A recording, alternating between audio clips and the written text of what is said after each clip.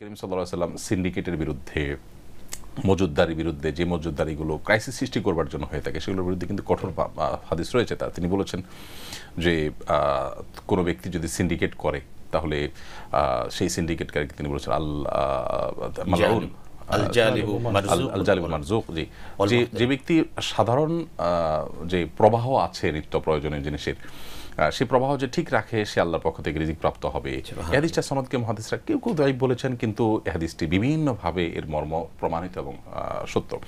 এবং তিনি আরেক হাদিসে বলেছেন যে মূলত লা ইয়াহতাকিরু ইল্লা খাতি, অপরাধী ছাড়া, পাপাচারী ছাড়া কেউ মজুতদারি বা সিন্ডিকেট করতে পারে না।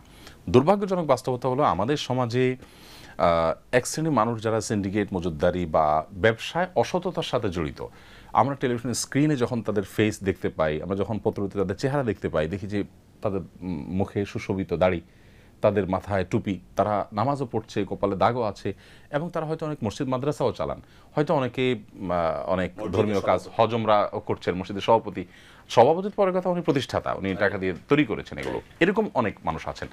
ব্যাপারটা হলো যে ইসলামটা বুঝতে এখানে আমাদের একটা বড় গ্যাপ তৈরি হয়েছে। আমরা মনে করেছি যে বোধহয় আমি টাকা পয়সা কীভাবে কামাই করবো এটা আমার ব্যাপার, আল্লাহকে কিছু দান টান করে দিলে, মসজিদ মাদ্রাসা দিয়ে দিলে বোধহয় আল্লাহ তাআলা ওইগুলো সব মাফ করে দেন, বোধহয় কাটাকাটি হয়ে যায়, এরকম একটা ধারণা চলে আসছে। অথচ আল্লাহ তাআলার কাছে এগুলো দুই পয়সার কোনো মূল্য নাই যদি মানুষকে কষ্ট দেয়। ইসলাম বিশ্ববিদ্যালয় কুষ্টিয়ার সাবেক প্রফেসর ডক্টর খন্দকার আব্দুল রাজ্জাক রহমতুল্লাহ আলাইহি প্রতিষ্ঠা আলেমীদিন ছিলেন। তিনি তার এক বক্তব্যে বলেছেন, বিভিন্ন সময় বলার চেষ্টা করতেন যে আমি ইসলামের উপরে দেশে বিদেশে পড়াশোনা করেছি, পিএইচডি নিয়েছি এবং বিশ্ববিদ্যালয়ের ছেলেদেরকে পড়িয়েছি দীর্ঘদিন।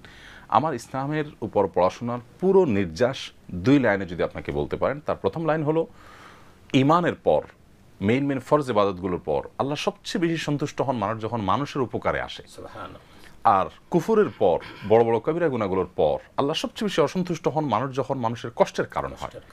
এখন আপনি হজ করছেন, ওমরা করছেন, বাইতুল্লাহ গিয়ে ইতিকাফ করছেন, সিজদা করছেন, মসজিদ মাদ্রাসা করতেছেন, তাসবিহ তাহলিল করছেন, কোরআন তেলাওয়াত করছেন, মাহফিল করছেন, হুজুরদেরকে হাদিয়া দিচ্ছেন, ভালো সব কাজ করছেন, বাট আপনার সিন্ডিকেট এবং মজুতদারির কারণে মানুষের নাভিশ্বাস হয়ে যাচ্ছে, বাজারে গিয়ে মানুষ গলদঘর্ম হয়ে যাচ্ছে, একদিকে কৃষক ক্ষতিগ্রস্ত হচ্ছে, অপরদিকে ভোক্তা ক্ষতিগ্রস্ত হচ্ছে, মধ্যস্বত্বভোগী হয়ে আপনি সেখানে গোটা দেশের মানুষের বা সেক্টর মানুষের কষ্টের কারণ হচ্ছেন।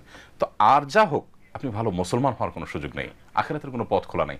আপনার সমুদায় সম্পদ দান করে দিলেও এই মানুষের কষ্টের যে দায়, এই দায় থেকে আপনি মুক্ত হতে পারবেন না।